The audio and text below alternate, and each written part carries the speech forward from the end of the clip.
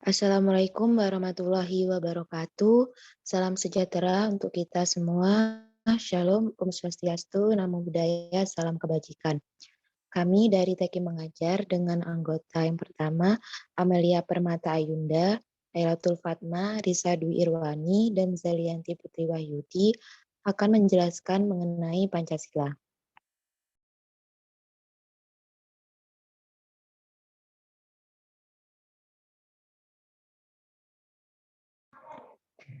Baik, untuk pembahasan yang akan kita bahas dalam eh, presentasi kali ini, yaitu yang pertama sejarah lahirnya Pancasila, yang kedua pengertian Pancasila, yang ketiga lambang negara Pancasila, yang keempat simbol dalam sila Pancasila. Yang pertama ada sejarah lahirnya Pancasila.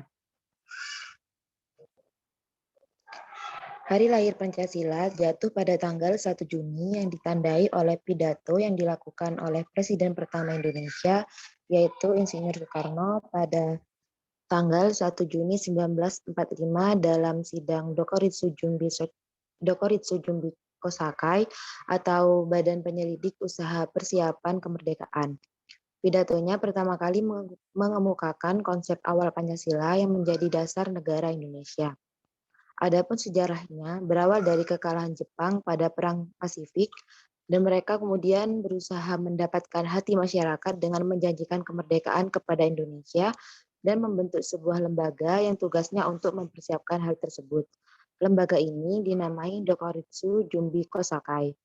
Pada sidang pertamanya, yaitu di tanggal 29 Mei 1945, yang diadakan di Gedung Chusang-in, yang sekarang bernama Gedung Pancasila, para anggota membahas mengenai tema dasar negara.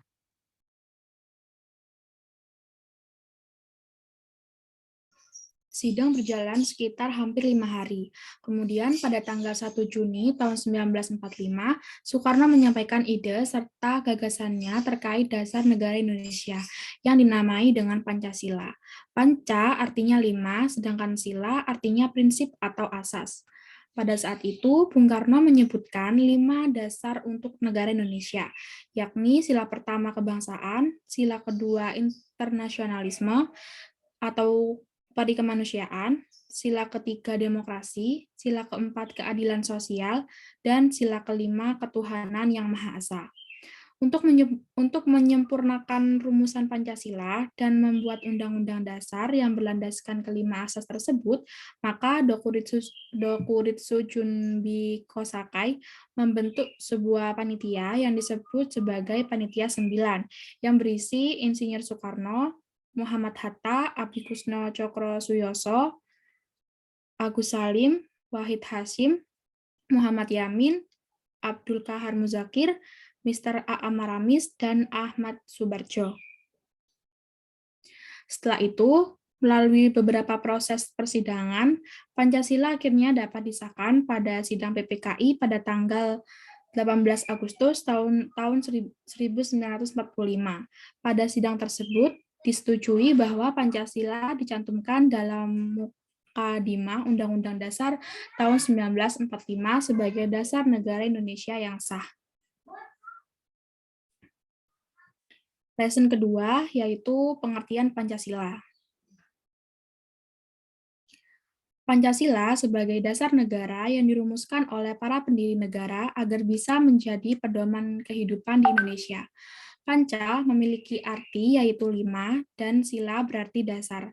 Secara keseluruhan, Pancasila memiliki 5 dasar dari negara Indonesia. Bunyi sila-sila di Pancasila yang penting diketahui dan dipahami adalah yang pertama, ketuhanan yang Maha Esa, yang kedua, kemanusiaan yang adil dan beradab, yang ketiga, persatuan Indonesia, yang keempat, kerakyatan yang dipimpin oleh hikmat kebijaksanaan dalam permusyawaratan perwakilan, dan yang terakhir, keadilan sosial bagi seluruh rakyat Indonesia. Penjelasan ketiga, lambang negara Pancasila. Pancasila merupakan dasar negara Indonesia, sedangkan lambang negara adalah Garuda, dan biasa disebut dengan Garuda Pancasila. Garuda Melansir laman e-modul Kemendikbudristek, digunakan sebagai lambang negara untuk menunjukkan bahwa Indonesia adalah negara yang kuat dan besar. Sedangkan warna kuning pada Garuda menunjukkan keagungan. Terdapat perisai di bagian dada Garuda yang melambangkan perjuangan serta perlindungan diri agar bisa mencapai tujuan. Terdapat garis hitam tebal pada Pancasila yang melambangkan garis khatulistiwa yang melintasi negara merdeka dan berdaulat. Garuda Pancasila memiliki jumlah bulu serta simbol-simbol lainnya yang memiliki makna khusus. Jumlah bulu pada Garuda Pancasila diantaranya. Yang pertama, sayap. Terdapat 17 bulu pada masing-masing sayap. Yang kedua, ekor. Terdapat 8 bulu. Yang ketiga, pangkal ekor. Terdapat 19 bulu. Dan yang keempat, ada leher. Terdapat 45 bulu. Jumlah keseluruhan bulu tersebut melambangkan tanggal 17 Agustus 1945, yaitu hari di mana bangsa Indonesia memproklamasikan kemerdekaan sebagai bangsa yang merdeka. Terdapat pita bertuliskan Bhinneka Tunggal Ika yang memiliki arti berbeda-beda tetapi tetap satu jua. Pita tersebut dicengkram oleh kaki Garuda. Di dalam perisai terdapat simbol-simbol dari sila Pancasila yang memiliki arti yang mendalam. Yang keempat, yaitu simbol dalam sila Pancasila. Yang pertama ada bintang. Simbol gambar bintang berwarna kuning dengan latar belakang hitam terletak di bagian tengah perisai. Gambar bintang ini menjadi lambang sila pertama Pancasila, yaitu ketuhanan yang Maha Esa. Arti dari simbol ini adalah bangsa Indonesia merupakan bangsa yang beriman dan bertakwa kepada Tuhan yang Maha Esa, sesuai dengan kepercayaan masing-masing.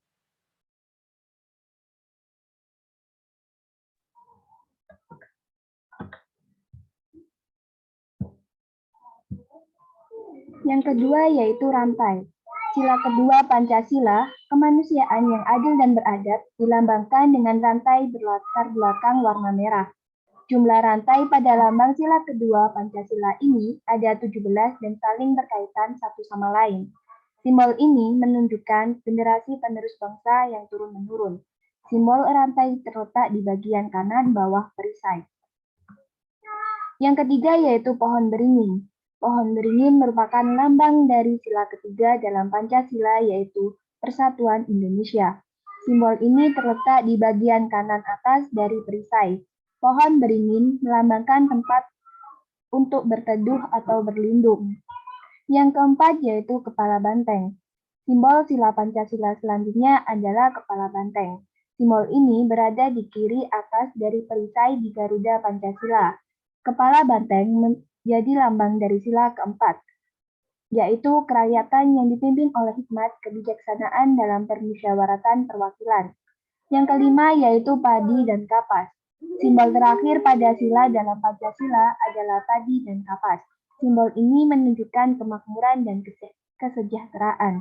Letak dari padi dan kapas adalah di bagian kanan bawah dari perisai. Simbol ini menjadi lambang dari sila kelima, yaitu keadilan sosial bagi seluruh rakyat Indonesia.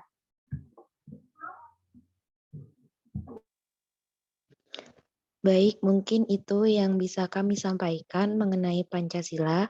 Kurang lebihnya mohon maaf. Wassalamualaikum warahmatullahi wabarakatuh. Terima kasih.